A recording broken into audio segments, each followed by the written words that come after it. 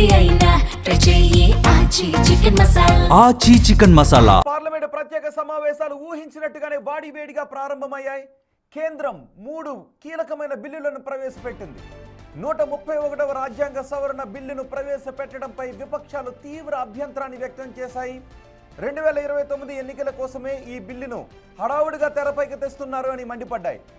సవరణ బిల్లును తిరస్కరిస్తున్నట్టుగా ప్రకటించాయి.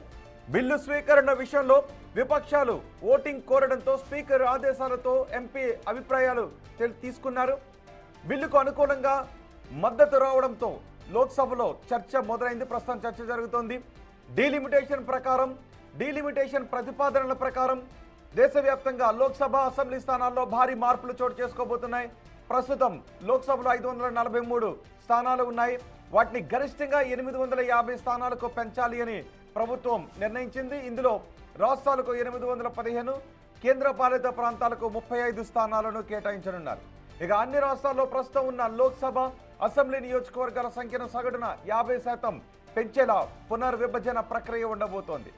1976 నుంచి అమల్లో ఉన్న నియోజకవర్గాల సంఖ్యపై నిషేధాన్ని తొలగించి తాజా జనాభా లెక్కల ప్రకారం 2011 జనాభా లెక్కల ప్రకారం ఈ విభజన జరుగుతుంది. This actually is a fundamental, it bill is completely a fundamental attack on Indian federal structure, sir. So what exactly the intention of the introduction of the bill? This is what the entire country is now watching. Last 2023, Lok Sabha and Rajya Sabha, the Parliament passed a bill ensuring 33% women reservation in the Parliament and Vidhan Sabha. Sir, that point of time itself, Leader of Opposition Rahul Gandhi from here, Leader of Opposition of other house, Mr. Mallikarjuna Kharge ji, and former CPP chairperson Sonia Gandhi ji, and all other opposition leaders completely asked the government, yes, this women reservation has to be enforced in 2024. Venugopal ji completely hijacked that constitutional protection, and they want to put the bill is very clear, sir. The bill, the of women reservation, why don't you implement in 2024 election? Sir, you only to cover up that 2029. That's why you bring the anti-constitutional bill. Therefore, I think the minister has to withdraw this bill, sir. This is the minister has to withdraw the bill. मैं पहले ही सदन को बता दूं, आपको जल्दीबाजी क्यों है? महिला विधेयक के पक्ष में हम, आप जनगणना क्यों नहीं कराना चाहते? ये अध्यक्ष महोदय, सेंसस ये इसलिए नहीं करना चाहते हैं कि जैसे ही जनगणना होगी हम सब लोग जाति गणना मांगेंगे, जाति गणना होगी तो हम आरक्षण मांगेंगे, इसीलिए आप लोग धोखा दे करके आना चाहते हैं। बिल के मेरिट्स पर कैसे चर्चा हो सकती है? अभी उनको तकनीकी ऑब्जेक्शन है तो ही वो ले सकते हैं। एक बार बिल पुरस्तापित होने के बाद ही बिल के मेरिट्स पर सदन के सदस्य बोल सकते हैं। अभी ये सदन इस स्टेज पर है कि बिल को पुरस्तापित करना या न करना। तो बिल को पुरस्तापित करने के लिए टेक्निकल ऑब्जेक्शन ही रूल 72 में वो ले सकते हैं। उनको भाषण करने का पर्याप्त मौका मिलेगा और आप बड़े दयालु हो, ज्यादा मौका देना उनको, हमें कोई, और हम भी कस कर जवाब देंगे, हमें कोई तकलीफ नहीं है। परंतु अभी जो रूल्स है वो रूल्स है कि वो तकनीकी ऑब्जेक्शन ही ले सकते हैं, बिल के मेरिट्स पर नहीं बता सकते।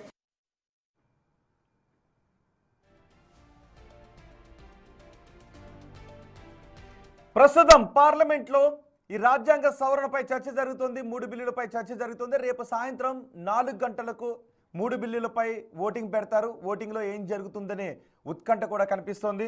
ఇదే విషయంపై మాట్లాడటానికి ఉప్పాల లక్ష్మణ్ సీనియర్ జర్నలిస్ట్, అలాగే శ్రీ వనజ సీనియర్ జర్నలిస్ట్ మనకు అందుబాటులో ఉన్నారు. వనజ గారు, లక్ష్మణ్ గారు, నమస్తే అండి. ముందుగా వనజ గారు నమస్తే. వనజ గారు, ఇది రాజ్యాంగ హైజాక్, కాన్స్టిట్యూషనల్ హైజాక్ అని విపక్షాలు అంటూ ఉన్నాయి, కాంగ్రెస్ అంటూ ఉంది. లేదు ఏదో ఒక సాకులు చెప్పి కీలకమైన బిల్లులను అడ్డుకోవాలని విపక్షాలు చూస్తున్నాయని బీజేపీ అంటోంది. బిల్లును విత్డ్రా చేసుకోండి అని ఎన్డీ కూటమి డిమాండ్ చేస్తోంది. సో మీకు ఏమనిపిస్తోంది? హడావుడిగా బిల్లును 2024 గురించి కూడా మాట్లాడారు. 2024లో మహిళా రిజర్వేషన్ అమలు చేయకుండా ఇప్పుడు 29కి తీసుకొచ్చారు. అది జనాభా లెక్కలు పూర్తి కాకుండా హడావుడిగా డీలిమిటేషన్ చేయాలి అని అంటూ ఉన్నారు. సో మొత్తానికి జరుగుతున్న ఈ ఆందోళన ఎలా చూడాలి? ఈ డీలిమిటేషన్ బిల్ పాస్ అవుతుందని అనుకుంటున్నారా? ఎవరు నన్ను అడుగుతున్నారా? మనోజ్ గారు. ఓకే, ఒకటండి, అంటే ఇప్పుడు పెద్దగా అందరికీ తెలిసిన విషయాలు నేను కొత్తగా చెప్పాల్సినవి ఏం లేవు. ఎందుకంటే అధికార పక్షం ఏం మాట్లాడుతుందో ప్రతిపక్షం ఏం మాట్లాడుతుందో అందరం చూసే ఉన్నాం. బేసిక్ గా మనకు అర్థం అవుతుంది, విమెన్ రిజర్వేషన్ బిల్ అనేది ఇప్పుడే కాదు, చాలా ఇంట్రెస్టింగ్లీ నేను జర్నలిజంలోకి వచ్చిన కొత్తలో వచ్చిన బిల్ అది. ఇంకా అదృష్టం ఏంటంటే ఇంకా జర్నలిజంలో ఉండగానే అది మళ్ళీ ఒకసారి చర్చకు రావటం అనేది జరుగుతుంది. 96లో వచ్చింది, 2006 ఇది 30 years లో. ఈ 30 years గా ఈ బిల్లుని చాలా మంది అడ్డుకుంటున్నారు. ఇప్పుడు అధికారంలో ఉన్న వాళ్ళు కూడా అడ్డుకున్నారు, అందులో ఏమీ సందేహం లేదు. నిజానికి 2013లో దీన్ని గట్టిగా పాస్ చేయాలని ప్రయత్నం చేసినప్పుడు అప్పుడు కాంగ్రెస్ ప్రభుత్వం ఏ కండిషన్స్ లేకుండా డైరెక్ట్ గా విమెన్ రిజర్వేషన్ బిల్ పాస్ చేయాలని ప్రయత్నం చేస్తే దాన్ని దాదాపుగా అందరూ అడ్డుకుని అది జరగకుండా చేశారు. బట్ 2013-14కి 2026కి మారింది ఏంటి? మధ్యలో 2023లో ఈ బిల్లుని అందరూ ఏకగ్రీవంగా సపోర్ట్ చేశారు, ఆల్మోస్ట్ ఏకగ్రీవంగా, అందరూ కాకపోయినా కూడా. సో చేసినప్పుడే ఒక మెలిక ఉంది. ఆ మెలికని చాలా మంది ముందు ఇది ఈ మెలిక వల్ల సమస్య వస్తుందని గమనించుకోలేదని అనుకుంటున్నాను. అప్పుడు వాళ్ళు ఏం చెప్పారంటే విమెన్ రిజర్వేషన్ బిల్లుని పాస్ చేస్తూ నెక్స్ట్ డీలిమిటేషన్ తర్వాత దీన్ని చేద్దామని. నిజానికి అప్పుడు కూడా కొంతమంది మాట్లాడారు, దీనికి డీలిమిటేషన్ కి ఏంటి సంబంధం, మీరు రిజర్వేషన్ ఇవ్వండి, ఇప్పుడున్న వాటిలో 1/3 ఇవ్వడానికి ఏంటి అని. బట్ బేసికల్ గా భారతదేశంలో కాదు, ప్రపంచంలో అందరూ కూడా పవర్ ని వదులుకోవడానికి ఇష్టపడరు. అంటే అప్పుడున్న 500 మంది చిల్లర 545 మంది అనుకున్నాం, వాళ్ళు తమ సీట్లను వదులుకోవడానికి సిద్ధంగా లేరు. వాళ్ళు ఎందుకు అందరూ దీన్ని యాక్సెప్ట్ చేశారంటే డీలిమిటేషన్ తర్వాత కొత్త సీట్లు వస్తాయి, అందులోంచి ఇస్తారు, కాబట్టి ఎవరు తమ సిట్టింగ్ సీట్లు వదులుకోవాల్సిన అవసరం, మేల్ ఎవరు అంటే అప్పుడు అధికారంలో ఉన్న పురుషులు ఎవరు కూడా తమ సిట్టింగ్ సీట్స్ వదులుకోవాల్సిన అవసరం లేదు, కాబట్టి అందరూ దీనికి యాక్సెప్ట్ చేశారు. అయితే డీలిమిటేషన్ ఎప్పుడు జరగాలి? 2026లో ఇప్పుడు ప్రారంభమైంది, 2027కి అయిపోతుంది, 12 నెలలు. సో ఈ బిల్లు 2029కి దీన్ని విమెన్ రిజర్వేషన్ అనే దాన్ని ఫాలో అవ్వాలి డీలిమిటేషన్ తర్వాత. కానీ ఇప్పుడు సడన్ గా డీలిమిటేషన్ ని పక్కన పెట్టి, ఇప్పుడు మీరు చాలా మంది డీలిమిటేషన్ అనుకుంటున్నారు కదా, దాన్ని పక్కన పెట్టి డీలిమిటేషన్ ఎట్లా చేయాలి? జనాభా లెక్కలు చేసి దాని ప్రకారం చెయ్యాలా వద్దా అని డెసిషన్ తీసుకోవాలి. చెయ్యాలి అని కాదు, ఎందుకంటే 1975లో దీని మీద ఒక ఫ్రీజ్ ఉంది. ఎందుకుంది? దక్షిణాది రాష్ట్రాల్లో కుటుంబ నియంత్రణ పాటించి కుటుంబాలని తగ్గించుకున్నారు, కష్టపడి పనిచేసి సంపద పెంచారు. సో కాబట్టి వాళ్ళని పనిష్ చేయకూడదు అని వాళ్ళ మీద ఫ్రీజ్ చేశారు. ఆ తర్వాత వాళ్ళందరికీ ఉత్తరాది రాష్ట్రాలకు మీరు జనాభా తగ్గించుకోవాలి, కష్టపడి పనిచేయాలి, సంపద సృష్టించాలని చెప్పారు. వాళ్ళ 3 పనులు చేయలేదు. వాళ్ళు కష్టపడి పని చేయలేదు, జనాభాని తగ్గించలేదు, సంపదను సృష్టించలేదు. సరే కదా, అంతకు ముందు కంటే ఎక్కువగా దక్షిణాది వాళ్ళ భయం అదే. అయితే ఇక్కడ ఈ ఇండియా కూటమి అంటున్నది ఇది. ఇప్పుడు ఇంతకుముందు మీరు అన్నట్టే మహిళా బిల్లుతో దీన్ని ముడిపెట్టడం ఎందుకు, మహిళా బిల్లుకి డీలిమిటేషన్కి ముడిపెట్టడం ఎందుకు? మహిళా బిల్లుకి మేము అందరం అనుకూలమే, కానీ డీలిమిటేషన్కి వ్యతిరేకం అని చెప్తున్నారు. సో రేపు మహిళా బిల్లుకు అనుకూలంగా అందరూ ఉంటారు, కానీ డీలిమిటేషన్కి 2/3 మెజార్టీ రాకపోతే ఏం జరుగుతుంది? 2029లో మహిళా బిల్లు ఆగిపోతుందా? మహిళా రిజర్వేషన్లో 2029లో అమలు కాకపోవటానికి ప్రతిపక్షాలు వ్యతిరేకిస్తున్న డీలిమిటేషన్ కారణం అవుతుందా? 2029లో ఒకవేళ మహిళా బిల్లు కానీ దాన్ని అవ్వకపోతే దానికి కారణం అధికార పక్షం అవుతుంది. ఎందుకంటే వాళ్ళు లింక్ చేశారు కాబట్టి. నిజంగా చిత్తశుద్ధి ఉంటే వాళ్ళు ఎందుకు లింక్ చేయాలి? చేయాల్సిన అవసరం లేదు కదా. మనకు పంచాయతీ బిల్లు వచ్చినప్పుడు అటువంటి లింక్ ఏమీ లేదు. ఉన్న వాటిల్లో 33% ఇచ్చారు, ఆ తర్వాత 50% కూడా అయింది. అప్పుడు ఇలాంటి లింక్ ఏమీ లేకుండా చేశారు కదా, మనం అది మర్చిపోకూడదు. గతంలో కూడా ఇటువంటి రిజర్వేషన్ బిల్లు వచ్చినప్పుడు పంచాయతీలకి ఇటువంటి లింకింగ్ ఏమీ లేదు, ఉన్న వాటిల్లో ఇచ్చారు. కాదు మరి అప్పుడు నారీ శక్తి వందనానికి 2023లో తీసుకొచ్చిన నారీ శక్తి వందనం బిల్లుకి ఇది డీలిమిటేషన్ తో సంబంధం లేదు, మనం 2029లోనో ఇంప్లిమెంట్ చేసుకోవడానికి అవకాశం ఉంటుందని దానికి సవరణ చేస్తే సరిపోతుంది. అప్పుడు అంతే కదా, చేయాలి కదా. కానీ వాళ్ళు చేసిన తెలివైన పని ఏంటంటే 2023లోనే లింక్ చేసే చట్టం. ఇప్పుడు సమస్య చూడండి, అంటే మీరు కొంచెం లీగల్ గా చూడాలి. ఇప్పుడు ఒక కాన్స్టిట్యూషన్ అమెండ్మెంట్ అండి, 131st అమెండ్మెంట్. ఈ అమెండ్మెంట్ లో 3 పార్ట్స్ ఉన్నాయి. ఒకటి విమెన్ రిజర్వేషన్, రెండోది డీలిమిటేషన్ బదులుగా ఎక్స్పాన్షన్. ఎందుకంటే ఇప్పుడు ఇంకా జనాభా లెక్కలు అవ్వవు కాబట్టి 2011 బేస్ చేసుకొని ఎక్స్పాండ్ చేద్దాము, 50% ఎక్స్పాండ్ చేద్దామా, ఇలాంటిది ఉంది.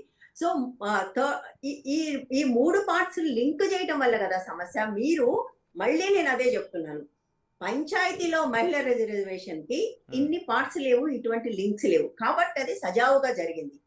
నిజానికి 2013 దాకా కూడా విమెన్ రిజర్వేషన్ బిల్ మీద ఇటువంటి లింక్స్ లేవు. అది ఒక ప్యూర్ విమెన్ రిజర్వేషన్ బిల్ మాత్రమే. వీళ్ళు ఏం చేశారంటే అతి తెలివితో దీనికి డీలిమిటేషన్ ని లింక్ చేశారు. అంటే అర్థం ఏంటి, వాళ్ళకి మహిళల మీద ప్రేమ లేదు, మహిళా రిజర్వేషన్ బిల్లు తేవాలని లేదు, దీన్ని అడ్డం పెట్టుకొని డీలిమిటేషన్ తీసుకొచ్చి సీట్లు పెంచుకోవాలని. ఇప్పుడు సీట్లు ఏం జరుగుతుంది, ఇప్పుడు వీళ్ళు చెప్తున్న దాని ప్రకారం ఈ కాన్స్టిట్యూషన్ అమెండ్మెంట్ కానీ పాస్ అయితే సౌత్ సర్వనాశనం అయిపోతుంది. అందులో ఏ సందేహం లేదండి. ఇక్కడ ఉన్న తెలుగు వాళ్ళు మాట్లాడుతుంటే నాకు చాలా విచిత్రంగా అనిపిస్తుంది. ఎంత అన్యాయం ఇది. ఇప్పటికి మీరు మొత్తం సౌత్ లో గత 10 ఏళ్లలో, మొత్తం సౌత్ లో 2011 సెన్సస్ తీసుకుంటే మొత్తం సౌత్ లో పెరిగిన జనాభా కంటే ఒక్క యూపీలో అంతకంటే ఎక్కువ పెరిగింది. అంటే అర్థం ఏంటి, వాళ్ళు రూపాయి కేంద్రానికి ఇస్తే 4 రూపాయలు వస్తుంది, బీహార్కి 7 రూపాయలు వస్తుంది, మనకు 30 పైసలు, 20 పైసలు, 15 పైసలు. అంటే వాళ్ళు ఏం చేస్తారు, ఈ డీలిమిటేషన్ తర్వాత సౌత్ నుంచి ఒక్క సీట్ కూడా లేకుండా వాళ్ళు అధికారంలోకి రాగలరు. వచ్చి ఏం చేస్తారు, వాళ్ళు సౌత్ పని చేస్తుంటే, సౌత్ సంపద సృష్టిస్తుంటే వాళ్ళు అక్కడ ఇష్టం వచ్చినట్టుగా పిల్లల్ని అంటూ వాళ్ళు దాని ఎఫెక్ట్స్ ఎలా ఉంటాయి అనేది ఒకసారి మనం మాట్లాడుకుందాం. సో ఈ పార్లమెంట్ లో జరుగుతున్న ఈ బిల్లు పాస్ అయ్యే అవకాశాలు ఎంతవరకు ఉన్నాయి అన్నది మనం మాట్లాడుకుంటున్నాం. ఉపా లక్ష్మణ్ గారు కూడా మనకు అందుబాటులో ఉన్నారు. లక్ష్మణ్ గారు, మీరు ఎలా చూస్తున్నారు పార్లమెంట్ లో జరుగుతున్న ప్రక్రియ? రేపు ఏం జరగబోతుంది? 4 గంటలకు 3 బిల్లులపై ఓటింగ్ ఉంది. మీ అంచనాల ప్రకారం ఏం జరగబోతుంది రేపు? మెజారిటీ ఉంది. ఇవాళ బిల్లు ఇంట్రడ్యూస్ చేసేదానికే డివిజన్ అడిగారు. డివిజన్ లో మెజారిటీ వచ్చింది కదా. వచ్చినప్పుడు అదే ఇంకా దాదాపు 110 మంది పైన, 200 మంది పైన హాజరు కాలేదు ఇవాళ. అవును, కేవలం 436 మంది హాజరయ్యారు. 436 మంది ఓటింగ్ లో పాల్గొన్నారు. పార్లమెంట్ సభ్యుల్లో 333 మంది ఓటింగ్ లో పాల్గొన్నారు. 436 ఓట్లు వచ్చాయి తర్వాత పూర్తి క్లారిటీ వచ్చిన తర్వాత. అందులో 185 వ్యతిరేకంగా వేశారు. సో ఇక్కడ రాజకీయ పక్షాలు విమర్శించడము, అసలు దీని వెనక రాజకీయ ఉద్దేశాలు ఉన్నాయని ఆరోపణలు చేయటము తప్పేం కాదు. ఎందుకంటే ప్రతిపక్షాలు వాళ్ళ అనుమానాలు వాళ్ళు వ్యక్తం చేయొచ్చు. ఇందులో మనము తప్పుపట్టాల్సినది ఏమీ లేదు. కాకపోతే అధికార పార్టీ ఎప్పుడు కూడా రాష్ట్రాల్లో కానీ కేంద్రంలో కానీ వాళ్ళు పార్టీలకు అనుకూలంగా, అంటే వాళ్ళ పార్టీకి అనుకూలంగా అడ్వాంటేజ్ వచ్చే విధంగా వాళ్ళు నిర్ణయాలు తీసుకుంటారు. అది ఎవరేమి చెప్పలేని పరిస్థితి. ఇప్పుడు వాస్తవంగా చెప్పాలంటే ఇప్పుడు జరుగుతున్నటువంటి జనాభా సేకరణ ఇది ఏమో 2011 జనాభా సేకరణ. అది తీసుకోవడానికి లేదు. అది తీసుకుంటే సీట్లు తగ్గిపోతాయి. ఇప్పుడు జనాభా సేకరణ జరిగిన తర్వాత తీసుకుంటే కొంత న్యాయం జరుగుతుంది. ఇప్పుడు అటు కాకుండా ఇటు కాకుండా ఏం చేస్తున్నారు, ఏదో 50% అనో ఏదో పర్సెంటేజ్ చెప్పేసి డీలిమిటేషన్ సంబంధించింది ఇంట్రడ్యూస్ చేస్తున్నారు బిల్లు. మహిళా రిజర్వేషన్ అడ్డం పెట్టారు. మహిళా రిజర్వేషన్ ముందు ఎవరు తప్పు పట్టడం లేదు. ఎందుకంటే ఇప్పటికే లేట్ అయింది. 24లోనే ఎందుకు అమలు చేయకూడదు అనేది అయిపోయింది. ఇప్పుడు 29లో అయినా చేస్తున్నారు అంటే సంతోషించాల్సిన విషయం. అన్ని రాజకీయ పార్టీలు దానికి ఆమోదం అయితే తెలుపుతున్నాయి. బట్ డీలిమిటేషన్ ఎందుకు ఇప్పుడు అనేది వచ్చినప్పుడు ఏంటంటే, ఇప్పుడు రిజర్వేషన్లు మనము మహిళా రిజర్వేషన్లు ఆమోదిస్తే 29కి డీలిమిటేషన్స్ లేదు అనుకోండి. ఈ మహిళా రిజర్వేషన్ దేని మీద అమలు చేయాలా? పురుషులు చాలా మంది స్థానాలను కోల్పోవాల్సి వస్తుంది. 543 ఇంతకుముందు వనజ గారు అన్నట్టు పోవాల్సి వస్తుంది. అవును. ఈ స్ట్రాటజీలో ఏంటంటే ఎక్కడ ఎక్కువ తగ్గిపోతాయి, ఎక్కడ మనం గెలుస్తామా ఓడిపోతామా. ఇందాక వనజ గారు చెప్పిన అంటే ఆల్రెడీ ఇది ఎప్పుడైతే మహిళా రిజర్వేషన్ అనే అంశం తెరపైకి వచ్చిందో, మొదటి నుంచి అడ్డంకులు ఎక్కడైతే ఏర్పడ్డాయో ఆ అడ్డంకులు దీని మీదే, అంటే పురుషుల సీట్లు కోల్పోతామని. కానీ ఇప్పుడున్న భయాలు ఏంటి అంటే, ఇప్పుడున్న భయాలు డీలిమిటేషన్ చుట్టూ ఉన్న భయాలు దక్షిణాది రాష్ట్రాలు నష్టపోతాయనే భయాలు. సో దాన్ని అధిగమించేసాం మనం. నారీ శక్తి వందనం బిల్లు పాస్ అయిన తర్వాత ఓకే, సీట్లు పెంచుకుని డీలిమిటేషన్ తర్వాత మహిళా రిజర్వేషన్ బిల్లు అమలు చేసుకుంటా ఉన్నప్పుడు దాన్ని అధిగమించాం. ఇప్పుడు దాన్ని అలా ఇంప్లిమెంట్ చేయాల్సి వస్తే దక్షిణాది రాష్ట్రాలు నష్టపోతాయని ముఖ్యమంత్రి రేవంత్ రెడ్డి అంటూ ఉన్నారు. అందుకే ఆయన ఇంకో ఫార్ములా తీసుకొస్తున్నారు. సో ఇప్పుడు చూస్తూ ఉంటే రేపు ఆ భయాలు ఏంటని కనబడిపోయింది. 543 స్థానాల్లో మహిళా రిజర్వేషన్లు అమలు చేస్తే చాలామంది పురుషులు తమ స్థానాలను కోల్పోతారు. అలా కాకుండా 2029కి డీలిమిటేషన్తో వెళ్ళి సీట్ల సంఖ్యను 850కి పెంచుకుని వెళ్తే దక్షిణాది రాష్ట్రాలు నష్టపోతాయి. సో ఇది భయాలు ఏంటి అన్నది క్లారిటీ. సో ఈ భయాల నేపథ్యంలో 543 స్థానాలకు మహిళా రిజర్వేషన్లను ఇంప్లిమెంట్ చేసుకుని వెళ్ళడానికి బీజేపీ బహుశా సిద్ధంగా ఉండదు. అలాగని డీలిమిటేషన్ ప్రక్రియతో ముందుకు వెళితే ఈ రాజ్యాంగ సవరణ బిల్లు పాస్ అవుతుందా లేదా ఈ డౌట్. సో పాస్ అయ్యడానికి అవకాశాలు ఎక్కువ ఉన్నాయండి. ఎందుకంటే చిన్న చిన్న పార్టీలన్నీ కూడా బీజేపీకి సపోర్ట్ చేస్తున్నాయి ఇండైరెక్ట్ గా. ఎవరు వ్యతిరేకించడం లేదు. ప్రధాన పార్టీలు కాంగ్రెస్ ప్రధానంగా తీసుకోవాలి, తర్వాత సమాజ్వాదీ తీసుకోవాలి. వాళ్ళు వ్యతిరేకిస్తున్నారు. చిన్న చిన్న పార్టీలని వ్యతిరేకిస్తున్నాయి, సిపిఎం, ఎంఐఎం, ఇవన్నీ కూడా. ఎందరు వ్యతిరేకించినా కూడా ఖచ్చితంగా ఈ పార్లమెంట్ లో రాజ్యసభలో కూడా బిల్లులు పాస్ అవుతాయని నేను అనుకుంటున్నాను. ఆ విధంగా వ్యూహం లేకుండా ఎన్డీఏ కూటమి బిల్లులు ప్రవేశపెట్టిందని నేనైతే అనుకోవట్లేదు. వాళ్ళకంటే ఒక వ్యూహం ఉంది, వాళ్ళు మేనేజ్ చేయగలుగుతున్నారు, పార్లమెంట్ మెంబర్లు కానీ రాజ్యసభ మెంబర్లు కానీ. ఇప్పుడు అందువలన ఫెయిల్ అవుతారని నేనైతే అనుకోవటం లేదు. ఖచ్చితంగా సక్సెస్ అవుతారు. సరే, సక్సెస్ అయిన తర్వాత బిల్లులు వచ్చిన తర్వాత 29లో అమలు చేయడానికి ముందుకెళ్తారు కాబట్టి ఎవరికి అన్యాయం జరుగుతుంది, ఎవరికి న్యాయం జరుగుతుంది అనే దాని మీద ప్రజలకు చెప్పుకుంటారు. ఇప్పుడు ఆల్రెడీ మనం డిఎంకే కూటమి పూర్తిగా వ్యతిరేకిస్తుంది. వాళ్ళు పార్లమెంట్ లో నల్ల డ్రెస్సులతోనే హాజరయ్యారు, ఆ బిల్లులను కూడా తగలబెట్టారు. సో ఇప్పుడు అక్కడ ప్రజలు ఎలా రియాక్ట్ అవుతారు, మహిళలు ఎలా రియాక్ట్ అవుతారు అనేటువంటిది కూడా చూడాల్సిన అవసరం ఉంది. ఎన్నికలు జరుగుతున్నాయి అక్కడ. అన్ని విధాలుగా ఏంటంటే వ్యూహాత్మకంగానే వాళ్ళు వెళ్తున్నారు ఎన్డీఏ కూటమి. ఏం వ్యూహం ఉంటుంది జనరల్ గా? ప్రాంతీయ పార్టీలు బలహీనపడాలా, కాంగ్రెస్ పార్టీ బలహీనపడాలా, బీజేపీ బలపడాలి, ఇంతే. ఇది సింపుల్. దీంట్లో మనం ఏమి చెప్పాలి. ఏ రాజకీయ పార్టీ అయినా, ఇప్పుడు కాంగ్రెస్ అయినా అధికారంలో ఉన్నప్పుడు కేంద్రంలో అది బలపడాలని చూస్తారు తప్ప ప్రాంతీయ పార్టీలు బలపడాలను, లేకపోతే ఇంకో రాజకీయ పార్టీ జనతా పార్టీ ఉండే అది బలపడాలను, జనసేన ఉండే అది బలపడాలను కోరుకోరు కదా. అందువలన వీళ్ళ స్ట్రాటజీ మామూలుగా అయితే లక్ష్మణ్ గారు ఒక్క నిమిషం, ఒకసారి లోక్సభలో జరుగుతున్న చర్చను ఒకసారి ప్రత్యక్ష